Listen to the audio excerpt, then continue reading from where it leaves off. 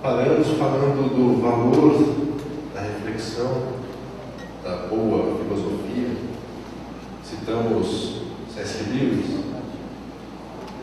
A boa filosofia deve existir, senão por outra razão, que a filosofia ruim precisa ser contestada. Capacidade de refletir, de discernir, de interpretar, de considerar, de pesar. Essa capacidade de mastigar antes de engolir nos impede de comer comida ruim. De repente o gosto é desagradável, a gente pode cuspir. Agora, se você engolir um pedaço inteiro, vai descer. Há muita influência nas nossas vidas, de todo tipo de todos os lados. Desde que nascemos, nós somos influenciados na nossa casa, nossa família, nosso convívio educacional, no nosso local de trabalho. São muitas fontes de informação, são muitas fontes de notícias, de formação. E quando a gente valoriza a capacidade que Deus nos deu de refletir, nós vamos pensar cada coisa. Hoje nós temos, no meio da cristandade, muita influência, por exemplo, da teologia da prosperidade, uma influência muito forte. Tem arrebatado irmãos simples, humildes. E quantas vezes nós mesmos, de repente, não somos levados por algum tipo de influência dessa natureza? Será que a gente nunca, diante de uma circunstância de adversidade, de uma circunstância ruim, não bradamos, eu não aceito? Quando o Senhor está dizendo, a minha graça te basta. Você pode estar dizendo, a minha graça te basta. Nós estamos lutando, dizendo, eu não aceito, porque aprendemos que a gente não sofre. Quem disse? A Bíblia não foi. Por isso nós temos destacado isso. Essa capacidade de conhecer, desse conhecimento bíblico, de filtrar essas influências, essas sabedorias segundo o mundo, para formar em nós isso que nós temos chamado de cosmovisão cristã. Essa capacidade de entender tudo adequadamente, as doutrinas das Escrituras, as boas novas do Senhor. Nós destacamos o lugar da Bíblia como um ponto central da nossa vida, do nosso mover. A necessidade de conhecer o texto, de se aproximar da palavra. Mas isso também não acontece de qualquer jeito. Há uma postura que nós temos que ter diante da palavra de Deus, uma postura de reverência, uma entrega do nosso ser, da nossa mente, dos nossos sentimentos,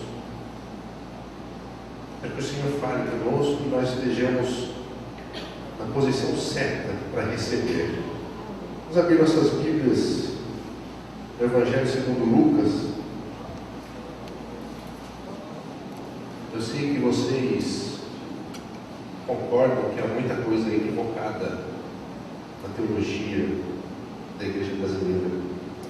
Por isso que vocês estão buscando um preparo teológico, buscando aprofundar o conhecimento das Escrituras, das doutrinas. E isso nos traz uma responsabilidade. A partir do momento que temos o privilégio de participarmos de cursos teológicos, de termos esse preparo teológico, nós somos aquelas pessoas que vão responder por isso. Vão responder daquilo que nós temos dito aqui esses dias, acerca da apologia. A teologia passa a ser uma responsabilidade nossa, a boa teologia. A teologia bíblica, a teologia fundamentada na graça de Deus, passa a ser nossa responsabilidade. O privilégio de estar diante de uma preparação teológica é também uma responsabilidade para com aquilo que Deus está nos permitindo receber. Vamos ao texto. Lucas capítulo 8, a partir do verso 5.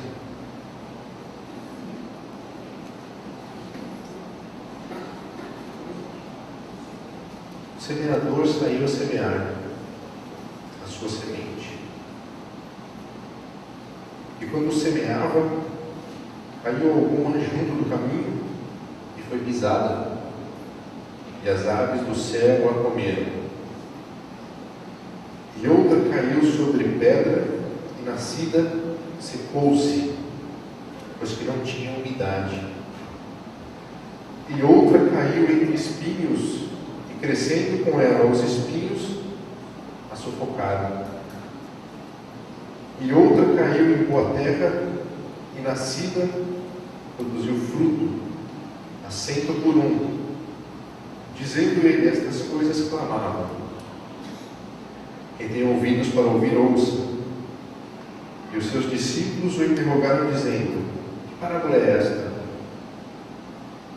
E ele disse: a vós vos é dado conhecer os mistérios do reino de Deus, mas aos outros por parábolas, para que vendo não vejam e ouvindo não entendam.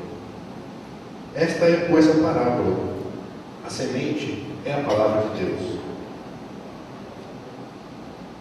E os que estão junto do caminho, estes são os que ouvem. Depois vem o diabo e tira-lhes do coração a palavra, para que não se salvem crendo. E os que estão sobre pedra, estes são os que, ouvindo a palavra, a recebem com alegria. Mas como não tem raiz, apenas creem por algum tempo, e no tempo da tentação se desviam. E aqui caiu entre espinhos, esses são os que ouviram e, indo por diante, são sufocados com os cuidados e riquezas e deleites da vida, e não dão fruto com perfeição. E aqui caiu em boa terra, esses são os que, ouvindo a palavra, a conservam um coração honesto e bom, e dão fruto com perseverança. E ninguém, acendendo uma candeia, a cobre com algum vaso, ou a põe debaixo da cama, mas põe-a no velador, para que os que entram vejam a luz.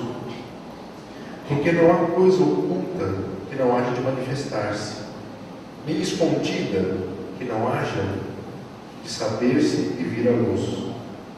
Vede, pois, como ouvis, porque a qualquer que tiver, lhe será dado, e a qualquer que não tiver, até o que parece ter, será tirado. Essa é uma parábola muito dita e repetida, sei que os irmãos conhecem, mas a palavra de Deus nunca é cansativa, né? A gente sempre repete, ela é sempre nova nas nossas vidas, sempre lava mais uma vez, sempre acrescenta, sempre traz a memória. A parábola fala da palavra de Deus sendo semeada e da condição daqueles que ouvem. Não basta a gente se aproximar da Bíblia de qualquer maneira e pretender que a palavra surta o efeito que deve surtir. A palavra de Deus nunca volta vazia, porque ela vai, e se não encontra um coração receptivo, ela cumpriu o seu dever e mostrou que aquele coração não é receptivo. Ela nunca tem um efeito anulado, sempre mostra, sempre tem efeito. E aqui o Senhor está nos mostrando isso. Tipos de pessoas que recebem a palavra de maneiras distintas. O Senhor nos fala que aquela semente que caiu no caminho, veio o pássaro e comeu. E o Senhor explica para os discípulos: o diabo roubou a palavra, porque a palavra não penetrou naquele chão duro, naquele coração duro. Eu disse das influências que a gente sofre. nossos corações são pisados, trilhados por muitas circunstâncias, por muitas coisas. Isso pode formar caminhos endurecidos. A parábola aqui fala de uma situação que era conhecida daquelas pessoas que viviam uma vida agrícola. Então eles sabiam que o caminho era o lugar por onde o homem passava com o arado. Ele ia pisando, o arado arava a terra, mas o caminho onde ele pisava, onde a junta de animais pisava, se tornava um caminho duro, chão pisado. Por isso a semente não penetrava, caía na terra revolvida, caía na terra dura. Esse é um coração endurecido, um coração que se deixa influenciar, que se deixa amargurar, um coração que se deixa tornar irreverente com as irreverências desse mundo. Então a semente não pode penetrar. Então ouvir a palavra de Deus, aproximar-se da palavra de Deus dessa forma é inútil. O Senhor fala de outro tipo de situação. Ele fala daquela semente que caiu sobre pedra. Nasceu, mas secou porque não tinha umidade.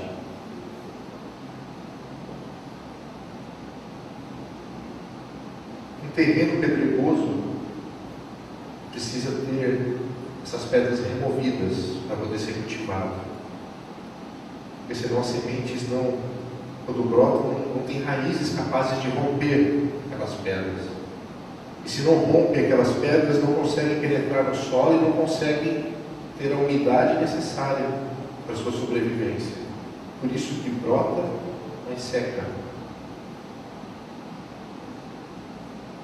Existem pedras enormes nas vidas das pessoas, mesmo dos crentes. Muitas vezes nós podemos nos deparar com uma pedra grande, difícil de ser removida, chama-se incredulidade. O Senhor nos livre de ter um coração incrédulo, nos dê um coração capaz de crer sempre na sua palavra, no seu mover, no seu agir, para que a palavra do Senhor, aquela que nós ouvimos e lemos e recebemos, não apenas brote e seque, mas que brote, cresça e frutifique. Uma terceira situação que o texto nos mostra é daquela semente que caiu entre espinhos. O Senhor diz que esses espinhos são os cuidados, riquezas e deleites desta vida. Então o fruto ali não sai perfeito. Essa talvez seja a pior situação da pessoa que ouve a palavra de Deus nessa circunstância, porque ela imagina que aquele fruto que está surgindo é bom, quando na verdade é imperfeito. Os cuidados com a nossa vida, com os deleites, com os prazeres, com os interesses pessoais, mesquinhos, ainda que produzam um fruto vindo da palavra, é um fruto imperfeito. Não é um fruto apetitoso. Isso a gente vai perceber quando a gente considerar como eu vejo o meu irmão, como eu vejo o outro na igreja, como eu considero as pessoas que estão diante de mim, como eu considero o próximo, que respeito eu tenho pelo irmão. Martinho Lutero dizia que o cristão nunca vive em si mesmo. Ele vive em Cristo e no outro. O cristão vive em Cristo pela fé e vive no outro pelo amor. Isso nos liberta de nós mesmos, do nosso egoísmo, do nosso egocentrismo, nos torna reverentes. Irmãos, depois de Cristo, a pessoa mais importante na igreja, sabe quem é? Depois de Jesus, é o outro. Sempre o outro. Quem é o mais importante? É você, irmão. Eu não posso me ter como mais importante. Eu tenho que considerar sempre o outro mais importante. Isso vai nos limpar desses cuidados com essa vida, os cuidados com nós mesmos. Podemos amar a nossa vida, Foi isso que Jesus disse. Não podemos amar a nossa vida. Aquele que amar a sua vida vai perdê-la. E aquele que quer entregar vai recebê-la. Então aqui nessa parábola nós temos 3 situações de pessoas que têm ouvido a palavra de maneira inadequada. Mas então o Senhor nos fala daquele que dá fruto. No verso 15, é que caiu em boa terra. Esses são os que ouvindo a palavra, a conservam num coração honesto e bom, e dão fruto com perseverança. Isso é uma chave. Dão fruto com perseverança. Em outro trecho das Escrituras, a Bíblia nos fala: não cansei de fazer o bem. É fácil cansar. Não há resposta, não há reciprocidade. Eu não sei quantos aqui são pastores, pregadores do Evangelho, mas às vezes não cansa, não vê resultado. Às vezes a gente fica diante de Deus e fala: Senhor, mas eu já compartilhei isso tantas vezes, eu não vejo resultado. Mas não podemos cansar de fazer o bem. Nosso trabalho, está em Coríntios 15, não é vão no Senhor. Nunca nosso trabalho é vão no Senhor. Então a frutificação da palavra de Deus vem com a perseverança, com a insistência. Verso 16: e ninguém, acendendo uma candeia, a cobre com algum vaso, ou a põe debaixo da cama, mas põe-na no velador, para que os que entram vejam a luz. Porque não há coisa oculta que não haja de manifestar-se, nem escondida que não haja de saber-se e vir à luz. Vede, pois, como ouvis. Diz a conclusão da parábola: vede, pois, como ouvis. Como você tem ouvido a palavra de Deus? Como você tem se aproximado da palavra de Deus? Vede, pois, como ouvis. Porque a qualquer que tiver, lhe será dado, e qualquer que não tiver, até o que parece ter, lhe será tirado. Diante do Senhor, irmãos, a aparência, não somente a aparência de piedade, não vai permanecer. O que está oculto há de ser revelado. O que está oculto há de ser mostrado. Que segurança! Saber que o Senhor sabe tudo que está aqui dentro. Isso nos impulsiona a ter um proceder santo, como diz Pedro.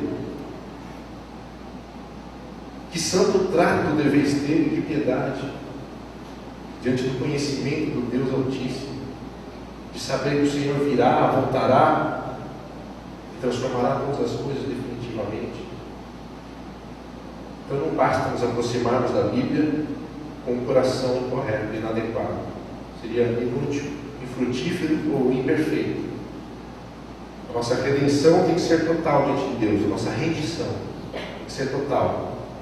Para que o Senhor trate conosco, trate com nossos corações, trate com tudo aquilo que está escondido. E isso só vai acontecer na comunhão. Por isso a comunhão é tão preciosa. O estar entre irmãos é tão precioso. Não só estar entre irmãos no final de semana, mas viver a vida de igreja, permitir que sejamos conhecidos. Certa ocasião, uma pessoa conhecida nos visitou, era um momento de convivência. Estávamos passando o dia juntos, num lugar bem agradável. E ela observou e, no final do dia, ela concluiu: puxa, vocês vivem muito próximos. Era uma irmã de uma outra igreja. Vocês têm bastante amor, né? Vocês estão sempre juntos. Isso não serve para mim. Eu não gosto de ninguém na minha casa sabendo de mim e da minha vida. Nós temos que gostar das pessoas nas nossas casas sabendo de nós e da nossa vida. O outro que vai mostrar para mim quem eu sou. O outro que vai mostrar para mim minhas fraquezas e meus defeitos. Quando o meu irmão é irreverente, a minha irreverência salta aos meus olhos e eu me envergonho e me arrependo. Quando meu irmão leva uma vida santa e eu vejo a minha vida sem santidade, então aquilo salta aos meus olhos e eu me arrependo. O exemplo do outro corrige o meu caminhar e vice-versa. Para estarmos diante da palavra, é preciso estar diante da palavra em comunhão, como comunidade do Senhor. Por isso que o teólogo nunca pode fazer teologia dentro de um gabinete. Fazemos teologia diante da vida, no meio da vida do povo de Deus. Teologia não é dissecar uma rã no laboratório. É procurar entender a revelação de Deus, que é o Deus da vida, o autor da vida. Ou seja, a comunhão também nos esclarece. A comunhão também nos revela e nos capacita a estarmos prontos a receber a palavra do Senhor com o coração preparado. Como dizia o irmão, com o coração molhado, coração quebrantado, aquele choro diante de Deus que molha, rega a terra do coração. Então nos prepara para recebermos essa palavra bendita que vem do Salvador, a palavra que opera tudo que foi destinado a operar. Glória a Deus. Louvado seja o Senhor. Louvado seja o Senhor. Esse é o nosso compromisso. Temos uma responsabilidade. Que o Senhor nos dê graça, nos conduza, porque é um trabalho árduo, um trabalho difícil, um trabalho de negação, de entrega. Servir ao Senhor é assim. O irmão de manhã citou ali a passagem da mulher Sirofenícia.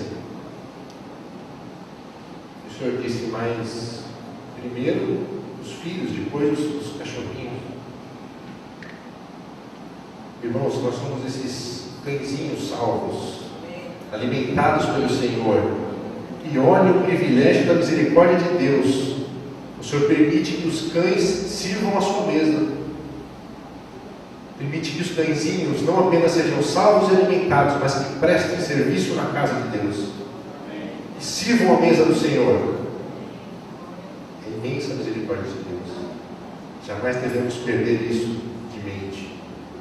Somos nada e o Senhor nos trouxe para junto de si. Então, irmãos, esse preparo, esse engajamento intelectual, essa vontade de conhecer, essa aplicação de conhecer é uma necessidade. Mas nós jamais podemos fazer isso sem estarmos sempre diante do Senhor, em oração, meditação, prostrados diante de Deus. Escutem o que o irmão Robert McShane aconselha. Ele diz o seguinte: esforça-te em teus estudos, faz cada coisa a seu tempo, sê diligente em todas as coisas. Aquilo que vale a pena fazê-lo, faz-o com todas as forças. Cuidado com a atmosfera dos autores clássicos. É certo que precisamos conhecê-los, mas da mesma forma como os químicos experimentam as substâncias tóxicas para descobrir suas propriedades e não para se envenenar com elas. E para contestá-los, necessitamos muito do vento puro que se respira das Escrituras. Portanto, sobre todas as coisas, apresenta-te diante do Senhor com muita frequência. Sabe o conselho? Sabe o conselho? A nossa disposição de mente para com o Senhor implica nisso também. Na segunda epístola de Paulo aos Coríntios,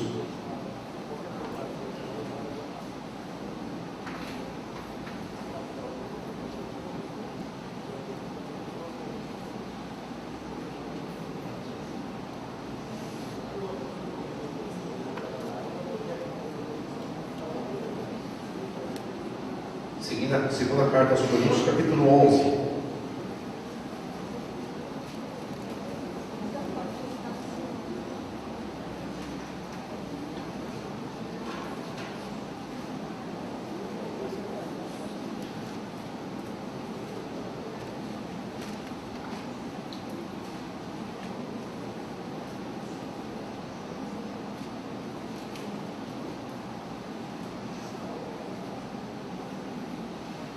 quisera eu me suportasseis um pouco na minha loucura. Suportai-me, porém, ainda, porque estou zeloso de vós, com o zelo de Deus, porque vos tenho preparado para vos apresentar uma virgem pura a um marido, a saber, a Cristo. Mas temo que, assim como a serpente enganou Eva com a sua astúcia, assim também sejam de alguma sorte corrompidos os vossos sentidos e se apartem da simplicidade que é em Cristo. A astúcia de Satanás. Paulo estava temoroso de que, assim como Satanás iludiu Eva, viesse a iludir os crentes. Por isso ele diz: não vos aparteis da simplicidade.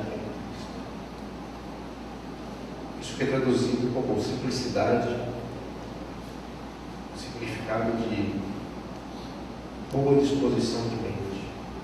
Jamais devemos deixar de ter uma boa disposição de mente para com o Senhor. Jamais deixar de ter uma boa disposição de mente para Cristo.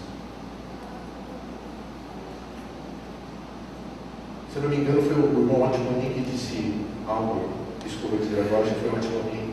Ele falou: às vezes estamos na Assembleia dos Santos, estamos ouvindo o irmão compartilhar a palavra, estamos insatisfeitos com alguma coisa. Estamos insatisfeitos com a retórica, ou de repente aquele irmão insiste muito em falar daquele assunto, então estamos distraídos, distantes. O irmão Atmani diz: isso acontece quando deixamos de andar no Espírito. Porque se andamos no Espírito, nosso Espírito se comunica com o Espírito daquele que compartilha a palavra, e as palavras humanas não importam. Ao compartilhar o Espírito, e isso enriquece. Então, se aquela palavra foi pregada 1, 2, 10, 50 vezes seguidas, ela não se torna cansativa, porque é um alimento do Espírito, o Espírito comunicando com o outro em Cristo Jesus. Boa disposição de mente para com o Senhor. Vamos prosseguir. Eu citei o irmão William Lane Craig como um grande apologeta da atualidade. Esse irmão vai estar em Águas de Lindóia em março do ano que vem. Eu sei que é longe, se alguém tiver oportunidade, não perca. A gente se encontra lá, se Deus quiser. Haverão outros irmãos. Haverá um irmão chamado Marcus Eberlin, que é um cientista. Ele vai mostrar como a ciência não está em oposição à Bíblia nem vice-versa. Vamos ter Augustus Nicodemos, que vai tratar da autoridade das Escrituras. Jonas Madureira também. Eu estou bem ansioso, uma ansiedade boa em relação a esse evento. Creio que o Senhor vai acrescentar muito nesse assunto, que tem tido esse despertamento nas igrejas, no assunto da apologética. E esse irmão William Craig, no seu livro mais recente em português, fresquinho, acabou de sair do forno, chama Em Guarda. Em Guarda porque é uma referência ao esgrima, ao esgrimista, que está preparado para se defender do ataque. Ele diz: temos que estar em guarda, preparados para responder, para rebater qualquer ataque. E nós vamos agora, nesse próximo ano, usar esse livro para fazer um treinamento apologético pontual lá na igreja. Esse livro trata de questões específicas, questões difíceis, para que a fé responda. Então nós vamos fazer um treinamento juntos, ali como igreja, pautados nesse livro aqui. Mas eu quero trazer aqui algo que ele coloca logo no princípio, que ele dá como 3 razões importantes para considerarmos a apologética hoje. Não fosse tudo aquilo que a gente já viu como exortação bíblica, ele coloca 3 razões que ele enxerga como importantíssimas para destacar a importância da apologética. Então ele coloca assim: primeiro, para influenciar a cultura.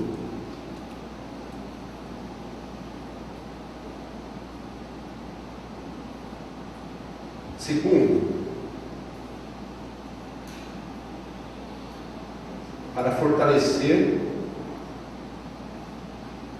os que creem. E terceiro, para ganhar os incrédulos.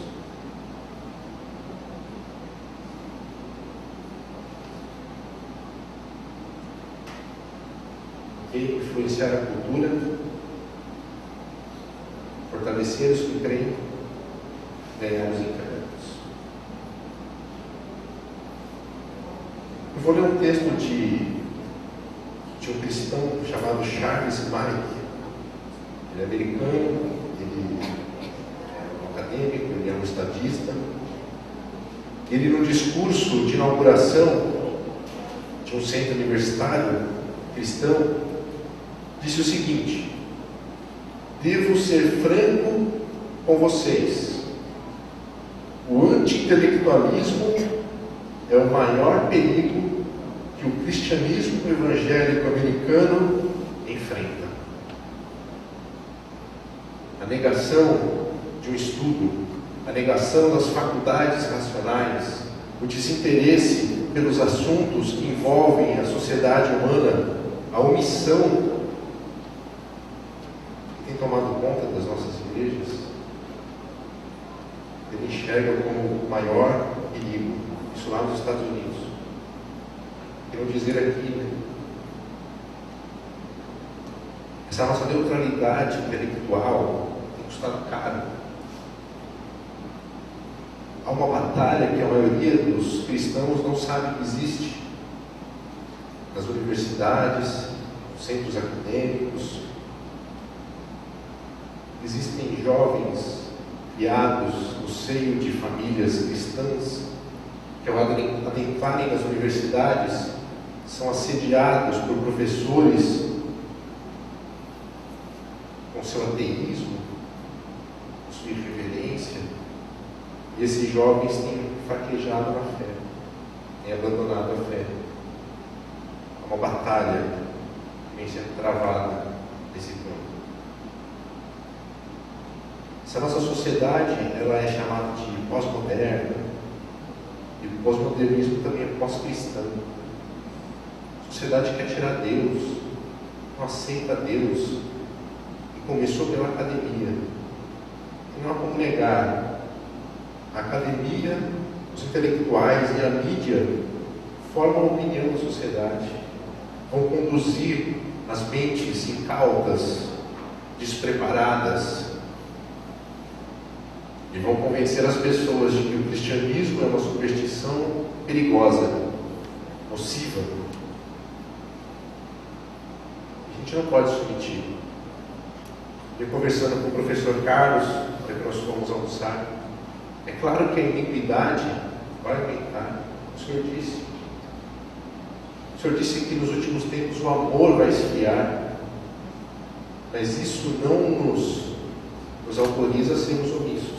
O Senhor nos está alertando, nos está preparando para os dias que se aproximam. Não está nos dizendo sejam omissos. O Senhor não nos mandou tirar do mundo.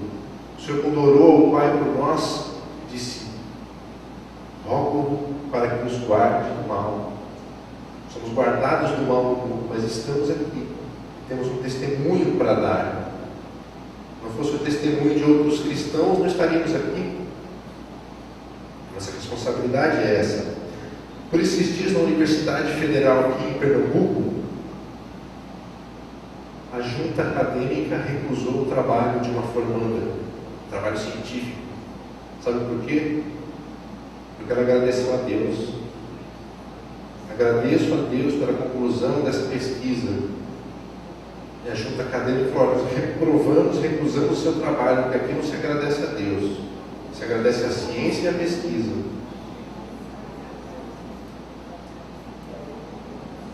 Lideranças cristãs, evangélicas e católicas também, essa moça evangélica, se posicionar, denunciar, e então eles voltaram atrás e aceitaram o trabalho dela. Mas isso é o nível daquilo que tem acontecido nas universidades. É isso a que nossos jovens estão sendo sujeitos, a esse tipo de influência, a esse tipo de opressão. E na mídia não é diferente, né? Eu não assisto muito televisão, não sou muito inteirado, mas existe por acaso algum personagem evangélico que não seja uma caricatura na televisão? Está sendo sempre tratado como tolo, fazendo um papel de uma pessoa ignorante? Eu não assisto, mas às vezes eu leio alguma coisa a respeito do que se aparece em novelas, personagens de novela, personagens de televisão, piadas na televisão, sempre envolvendo agora a fé cristã, gente blasfemando do Senhor com tanta facilidade. Uma vez eu estava andando lá em São Paulo, indo para um local de reunião com outros irmãos, carregando nossas Bíblias, e no meio do caminho, um homem, parecia um tanto quanto embriagado, pediu para que orássemos por ele. Ora por mim, mas não põe a mão, se a mão não cai, só ora por mim. Eu já sabia, né? Então nós oramos por ele. Eu não sei de onde ele era, talvez fosse do sertão nordestino, não sei. Ele disse: na minha terra, um homem de Deus tem que ser respeitado. Ai de quem desrespeitar o pregador do Evangelho. Acho que isso era na época passada. E hoje o que mais se vê é o desrespeito. Às vezes vemos cristãos desrespeitando cristãos que não dizem de incrédulos. Essa é a sociedade. Esse é o cenário que nós temos diante de uma sociedade. É isso que tem sido colocado diante de nós. Existem pessoas, principalmente na Europa, a fé cristã feneceu de uma maneira assustadora. Isso que na testemunho sou eu que nunca estive lá, são pessoas que lá estiveram. Na Europa, para você falar de Jesus, é muito difícil, porque as pessoas veem a fé cristã assim como enxergam um conto de fadas. Falar de Jesus para eles é como falar de doentes, de Papai Noel, é um absurdo, uma bobagem. Porque a igreja na Europa permitiu, não reagiu às acusações que estavam sendo levantadas contra a fé cristã. Permitiu que se fomentasse em todas as pessoas a ideia de que o cristianismo é tolice. Um equívoco. Há um tempo atrás, no meu trabalho no Tribunal de Justiça, às vezes eles contratam jovens, 16 anos, para atuar como estagiários. Também pegam pessoas das prefeituras para auxiliar ali no fórum. E um dia eu estava ali realizando minha tarefa e vi um rapaz cristão, desses que auxiliam, discutindo com um jovem que era o estagiário. O rapaz escarnecia da Bíblia e o nosso irmão ficava furioso, perdendo as estribeiras. Acho que só não bateu porque o rapaz era desse tamanho e ele desse, né? Começou a ficar nervoso, discutindo, mas não, porque eu li no livro o Código da Vinci, que fala isso, fala aquilo. Aí eu dei uma tarefa para aquele rapaz crente, falei: por favor, Samuel, veja isso aqui para mim. Ele foi ver, eu chamei aquele rapaz, escuta, Você está dizendo isso da Bíblia, que a Bíblia é um livro forjado? Você já leu a Bíblia? Não, nunca li. Por que você está dizendo que a Bíblia é um livro forjado? Porque está no livro lá do Dan Brown, Código da Vinci. Você é um livro de ficção. Que base científica você tem para dizer que é um livro forjado? Isso é um livro de ficção. Como é que você aceita isso? Não sei. Você tem ideia do que se chama documentação histórica? Não sei. Você já leu um livro de Homero, Odisseia? Não li. Essa juventude está mal. Não li. Bom, esse livro é tido como a Bíblia dos gregos, um livro máximo ali da eloquência grega, da poesia grega. E esse livro, eu expliquei para ele, os manuscritos mais recentes desse livro distam quase 800 anos de quando seria a sua escrita original. E a ciência aceita o livro como legítimo. Não, foi escrito por Homero em tal época. Se não me engano, são cerca de 600 fragmentos desse livro que existem. Sabem quantos fragmentos da Bíblia existem?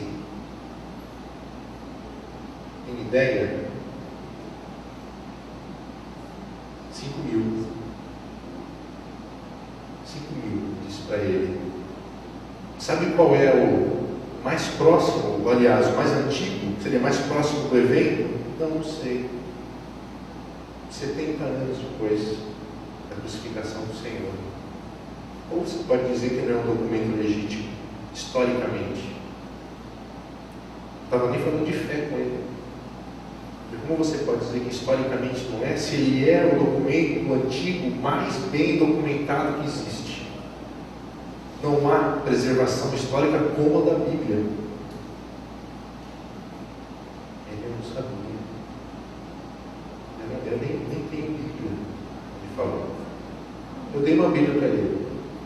Mas ele saiu e eu não sei o que aconteceu. O Senhor sabe, o Senhor conduza a verdade. Mas veja, se nós não soubermos de coisas dessa natureza, não soubermos de como a sociedade tem influenciado as pessoas, a gente não vai ser capaz de responder. Eu percebi que o meu irmãozinho estava nervoso porque ele não conseguia responder. E a partir do momento que a gente se prepara mais e mais, isso dá uma serenidade. Porque nós temos meios para dialogar, meios para debater tranquilamente, com mansidão, com humildade, com gentileza. Ele inclusive falou isso. Por que ele não conversou assim comigo? Ele estava me explicando tão direitinho. Você devia ser professor. Nós temos que ter esse interesse pelas vidas. Nossa luta é contra as hostes celestiais da maldade. É uma luta espiritual. Era só um rapaz influenciado por uma cultura cética e escarnecedora. Precisava de orientação. Meus irmãos, o fato é que essas posições estratégicas na sociedade estão sendo ocupadas por pessoas não cristãs. E pior, pessoas anticristãs. Acho que a gente já tem elementos suficientes no Brasil para chegar a essa conclusão, né? A mídia é anticristã. Ela não é apenas não cristã, ela é anticristã. Ela milita contra a causa de Cristo, milita contra o Evangelho, milita contra a fé. A mídia não é neutra. Nós também não devemos ser. A igreja não pode ignorar isso que se passa. Também não pode tentar impor coisa alguma. Nós não somos déspotas, ditadores, não impomos nada. Mas respondemos aquilo que se tem colocado diante de nós. Um resgate que tem que acontecer na igreja, um resgate de ética, um resgate teológico, um resgate de vida, um resgate de prática, um resgate dos sentimentos corretos. A gente escuta alguns irmãos batendo sempre na ortodoxia. Ortodoxia. Amém para a ortodoxia. Mas e a ortopraxia? E a prática correta? E a prática do amor? Lembra daquela pergunta lá do Jogneto? O que é a caridade para com o próximo? Cadê a prática correta da igreja? Cadê o sentimento correto da igreja? A ortopatia. Sujeitarmos os sentimentos a Cristo, romper com o sentimentalismo. Mas deixar que o Senhor opere em nós um sentimento puro de fé cristã, de amor cristão, de paciência cristã. Permitir que isso flua em nós. Há um texto no livro de Atos,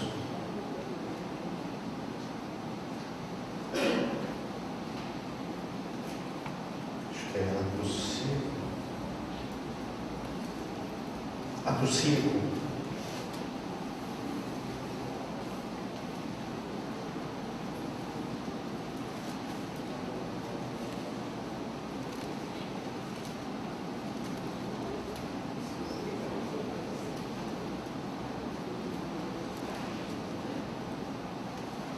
Atos 5, versos 12 e 13.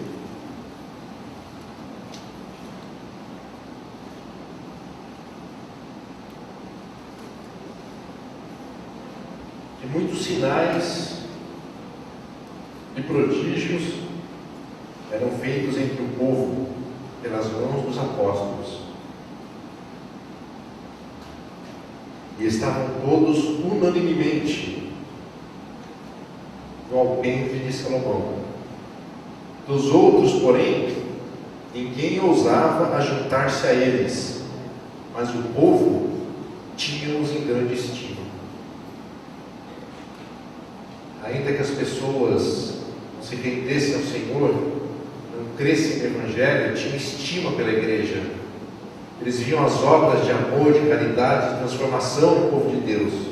Tinham estima pela igreja.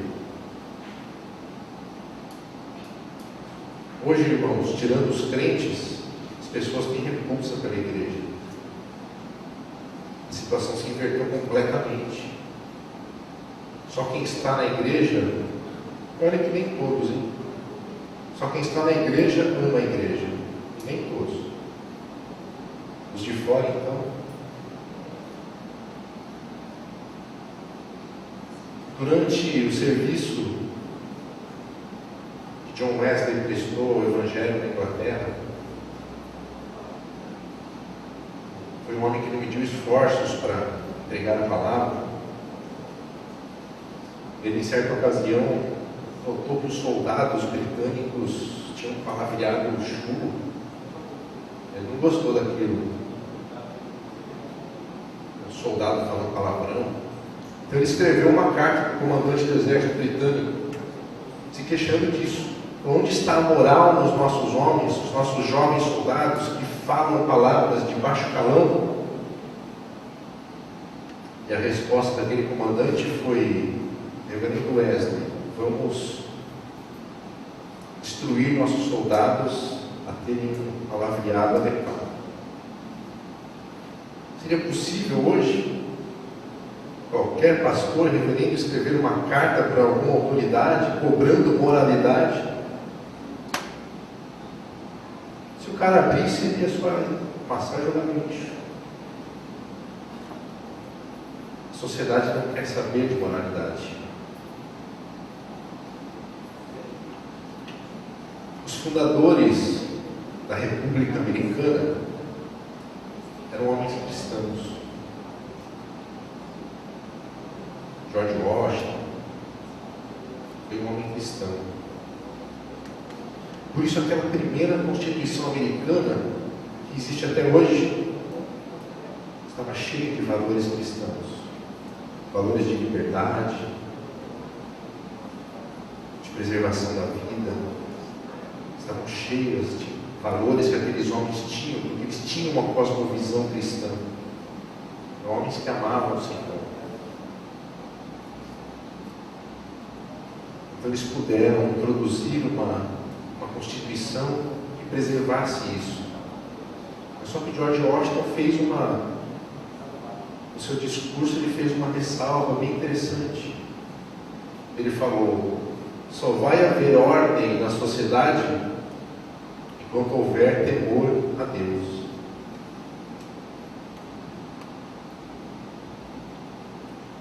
Hoje há uma desordem moral completa naquele país, chamado Estados Unidos da América. George Washington sabia que assim que Deus fosse excluído dos corações das pessoas, haveria desordem. E a desordem vai começar pela moralidade. Nós também falávamos hoje acerca do kit gay, que está sendo de novo introduzido, de novo tentando distribuir isso. Olha o esforço que se tenta para impedir que tal coisa aconteça, um esforço descomunal, e talvez não consigam agora, talvez seja distribuído. Porque não há cristãos que sejam considerados e respeitados em níveis intelectuais. Muitos desses que chegam à política, Deus perdoe-lhes, ficam devendo um testemunho cristão mais sólido. Então nós vivemos a situação que vivemos hoje. Um irmão chamado McFarland escreveu um livro chamado 10 Respostas aos Céticos. Ele compilou ali aquilo que ele considerava as 10 principais acusações feitas pelos céticos americanos e escreveu uma resposta. E ele concluiu esse trabalho que a ascensão do ceticismo antirreligioso dos Estados Unidos se deu por causa do recuo da igreja diante da cultura popular. A igreja recua, deixa de saquear as trevas, deixa de atacar as trevas com a luz do Evangelho, não atacar no bom sentido, não atacar sempre. E recua diante dos assédios da cultura imoral. Ele continua: a igreja norte-americana, em grande parte, abdicou de seu papel como líder na sala de aula, na mídia, no judiciário, no mercado, nas artes, nas ciências, etc. A Bíblia nos diz que o mundo jaz no maligno. É verdade, não é? Todos os sistemas humanos, econômicos, políticos, jazem no maligno. Mas o Senhor também nos disse algo muito importante. Ele nos diz que nós somos luz, farol para esse mundo velho, tenebroso, cansado. O mundo jaz no maligno, jaz nas trevas. Por isso a igreja tem que se permitir brilhar, resplandecer a luz de Cristo, para que aqueles perdidos, aquelas ovelhas desgarradas, encontrem o caminho, se acheguem ao aprisco do Senhor. Deixar de responder, irmãos, a esses assédios da cultura e da sociedade é como colocar a candeia debaixo do pote. A luz fica escondida. Está lá em Mateus 5.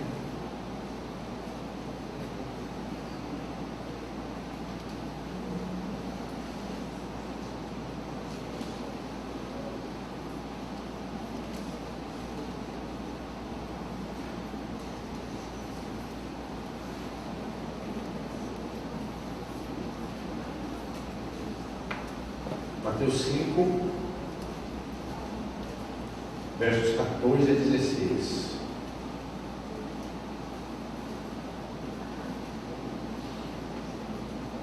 Vós sois a luz do mundo. Não se pode esconder uma cidade edificada sobre um monte, nem se acende a candeia e se coloca debaixo do velador, do alqueire, mas no velador, e dá a luz a todos que estão na casa. Assim resplandeça a vossa luz diante dos homens, para que vejam as vossas boas obras e glorifiquem ao vosso Pai que está nos céus. Quando nós escondemos a luz de Cristo em nós, estamos impedindo que os homens vejam as boas obras e glorifiquem a Deus. Tudo, irmãos e irmãs, que fazemos é para a glória de Deus. O universo existe para a glória de Deus. A nossa alegria no Senhor é para a glória de Deus. As bênçãos do Senhor para nós são para a glória de Deus. Tudo é para a glória de Deus. E se nós não cumprimos essa palavra do Senhor, não colocamos a luz no lugar alto, para que os homens vejam essas boas obras, nós estamos impedindo que eles glorifiquem nosso Senhor, glorifiquem nosso Deus. Lembra daquelas respostas dos apologistas? Eles falavam: se eles nos conhecessem, não nos acusariam assim. Nós não estamos nos dando a conhecer como o Senhor quer que somos. As pessoas têm conhecido um evangelho distorcido, equivocado. Nós temos permitido que o verdadeiro evangelho fique oculto nas nossas congregações. Nós entramos em nossas congregações e gostoso. Então, adoramos o Senhor, estamos aqui, protegidos por essas paredes, nas paredes das nossas congregações locais, e o testemunho do Senhor fica restrito a isso, ao nosso momento de culto, ao nosso momento de comunhão uns com os outros. Então saímos e vamos seguindo a nossa vida tranquilamente.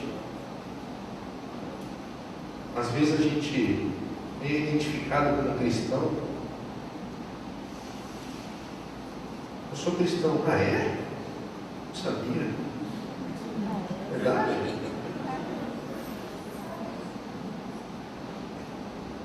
Conta-se de um problema no trânsito.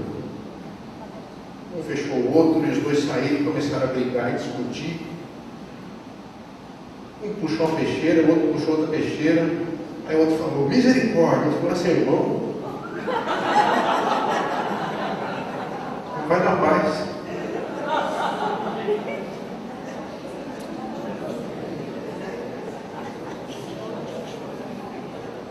Os olhos do mundo estão sobre aqueles que se permitem identificar como cristãos. Por isso a nossa conduta tem que ser reta. Não há como a gente defender a fé se nós não temos um proceder santo. Qual que era a diferença que as pessoas viam tão claramente em Jesus quando contrastavam com os fariseus? Diziam: ele tem autoridade, porque ele tinha vida. Aquilo que ele falava, ele mostrava com a sua vida. O Senhor andou por toda parte fazendo bem. Então, quando o Senhor falava faz o bem, é porque ele tinha mostrado como se fazia o bem antes. Quando o Senhor falou para nós: sirvam uns aos outros, como foi que ele instruiu os discípulos? Lavando os pés, tomando a posição de um escravo. A gente não abre nem a porta para a irmã que está chegando, a gente passa e empurra a porta, a gente corre para sentar. Não, só tem um lugar, deixa eu correr. Nos dispomos a fazer a defesa da nossa fé, a nossa conduta também tem que ser exemplar. A nossa santidade tem que florescer diante do Senhor. E a nossa perseverança há que ser também constante nisso. No livro de Daniel,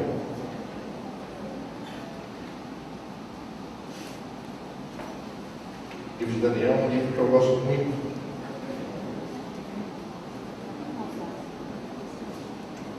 Na verdade, eu gosto de todos, viu? Porque tudo que eu abro, eu falei isso, eu gosto muito. O livro de Daniel, lá no finalzinho, tem uma palavra do Senhor para nós. Tu, porém, vai até o fim porque descansarás e te levantarás na tua herança no fim dos dias. Aquilo que tomarmos em nossas mãos para fazer, temos que fazê-lo até o fim. Aquele que lança a mão do arado e olha para trás não é digno do reino de Deus. Temos que perseverar. E por isso a comunhão é tão importante. E quando eu estou fraco, o meu irmão que está forte me sustenta. Quando eu estou forte, o irmão que está fraco é sustentado por mim. Houve um fato relatado por um sacerdote dos Estados Unidos que virou uma música muito antiga. Eu era bem nascido, mas não sei dessa música. Esse sacerdote cuidava de um abrigo. E era no inverno dos Estados Unidos, noite, e ele escutou alguém bater a porta. Ele abriu, era um menino, um outro menino nas costas, menino de rua. Ele colocou os dois para dentro e perto do fogo, deu uma sopa, porque ele estava desfalecido, ele agasalhou, cuidou. Então ele perguntou para o rapazinho: de onde você veio? Ele falou: vim de tal lugar. E você veio carregando ele desde lá que eu vim. Mas ele não é pesado? Ele falou: não, ele é meu irmão. O irmão não pesa, o irmão não tem peso, a gente carrega quando for preciso. Por isso perseveramos até o fim, segundo a instrução do Senhor. Tu, porém, vai até o fim. Persevera, carrega o teu irmão, carrega a tua irmã, fortalece um ao outro. O serviço do testemunho não é fácil, é difícil, é fácil de se encantar. Por isso nós precisamos disso. Em nome de Jesus, que o Senhor nos dê essa graça. O segundo ponto que Craig dá como importante para a apologética é o fortalecer aos que creem. Fortalecer-nos. Quando nós nos dispomos a estarmos preparados a responder qualquer um, perguntar a razão da esperança que há em nós, nós também vamos estar preparados para quando as perguntas saltarem de nós mesmos. A apologética em nossas vidas vai ter reflexos pessoais importantes. Vamos conhecer com mais profundidade quem cremos, temos crido. Sabendo dos seus conselhos, da sua instrução, nós vamos ter mais ousadia para falar do Senhor. Eu já ouvi isso de irmãos: irmão, eu tenho receio de pregar o Evangelho, porque se alguém me perguntar alguma coisa, eu não vou saber responder. Eu só sei que Deus amou o mundo de tal maneira que deu o seu Filho unigênito, para que todo aquele que não pereça. Amém, irmão, você já sabe tudo o que precisa. Só saiba colocar isso de maneira coerente. Mas à medida em que Ele conhece, que cada um de nós conhece mais do plano de salvação de Deus, do plano de Deus para nossas vidas, nós vamos tendo mais tranquilidade para falar do Senhor, mais tranquilidade para dar esse testemunho do Senhor, para proclamar, vamos sendo mais destemidos, ousados diante de Deus. E nos tempos de crise, pelo qual porventura possamos ter passado, ou estamos passando, ou venhamos a passar, momento em que nós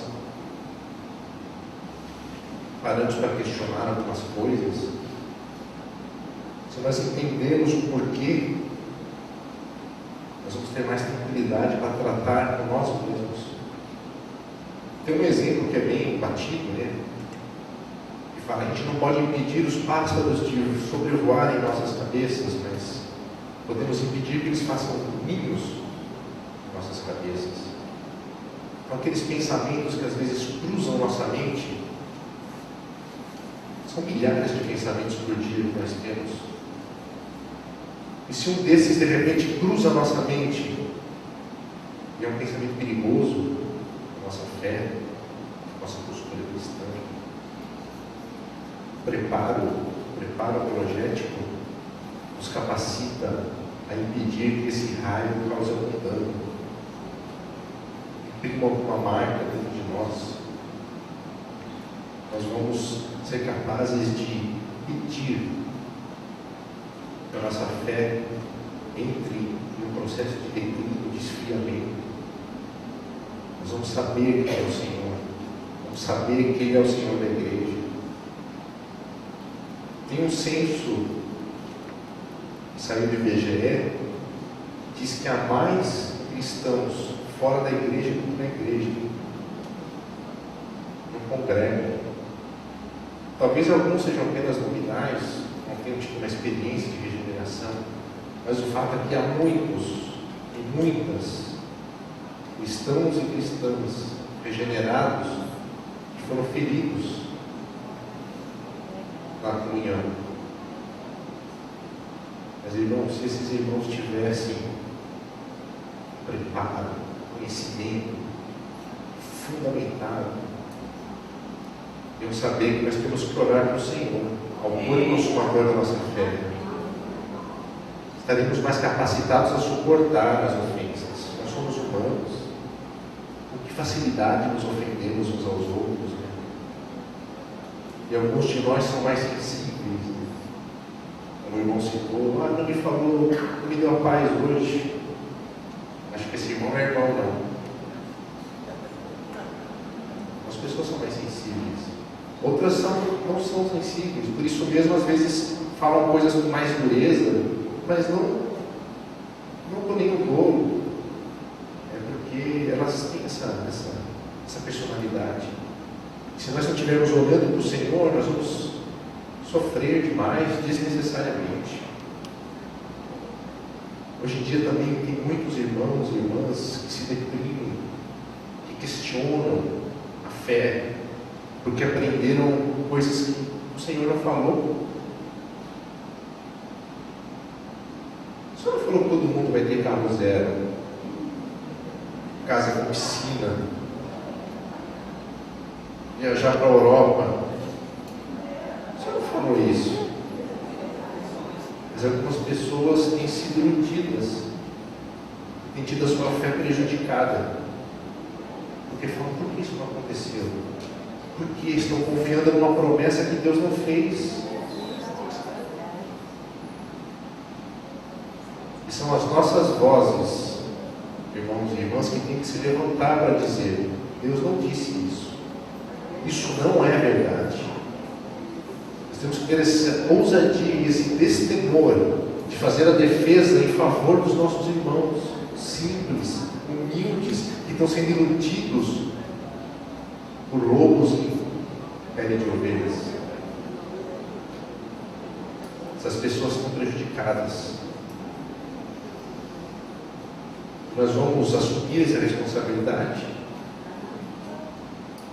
de conhecer profundamente a verdade, as doutrinas da graça, e então dizer: meu irmão, minha irmã, você está esperando uma coisa que Deus não te prometeu.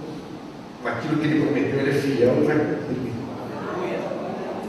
Mas isso Ele não prometeu. Isso não. A apologética vai nos capacitando a responder indagações que podem surgir dentro de casa, nossos próprios filhos, nossos filhos em idade escolar.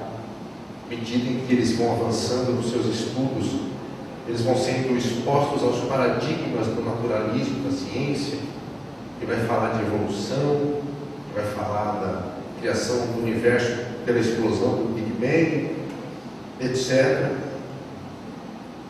E nós temos que ser capazes de responder aos nossos filhos. Esse irmão William Craig, ele disse que achou absurdo os cristãos terem filhos sem antes terem se preparado apologeticamente. Nossos filhos vão questionar. nós temos que responder. Não dá para dar um chega para lá no menino. Você tem que sentar e falar, ser capaz de explicar. Algum tempo atrás, uma jovem da igreja me procurou para falar disso. Estava concluindo o ensino médio, e tinha alguns professores ateus declarados. Em vez de dar aula, ficavam falando da fé cristã, mostrando como a ciência provou que a fé é um absurdo, como a ciência mostrou que Deus não existe, como a evolução é a verdade. E ela me procurou para falar sobre isso. Se eu tivesse respondido para ela, tão somente, esses incrédulos vão para o inferno, ela não sairia satisfeita. Ela precisava de uma resposta que contivesse argumentos, para que ela pudesse ter paz, pudesse lidar com essa pressão dentro da escola, para que ela pudesse lidar com aquilo que estava sendo imposto para ela. Por isso o engajamento intelectual é importante, irmãos. Eu tenho uma lista aqui, uma bibliografia breve. Eu vou deixar para o professor Carlos, que são livros que eu tenho que abordam essa questão. Deixar para que os irmãos que tenham interesse e possibilidade conheçam e leiam. São livros que vão dar subsídios para que a gente consiga responder a esse rolo compressor da ciência, que tenta passar por cima de tudo e de todos.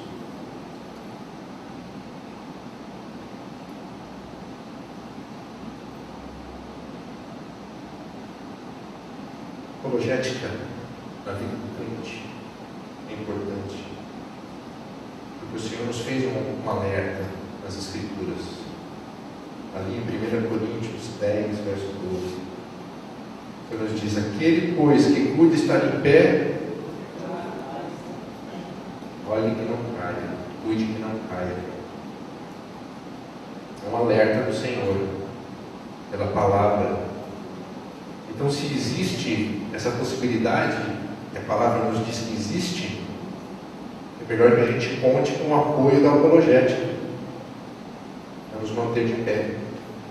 Por isso ela é importante também na vida daquele que crê.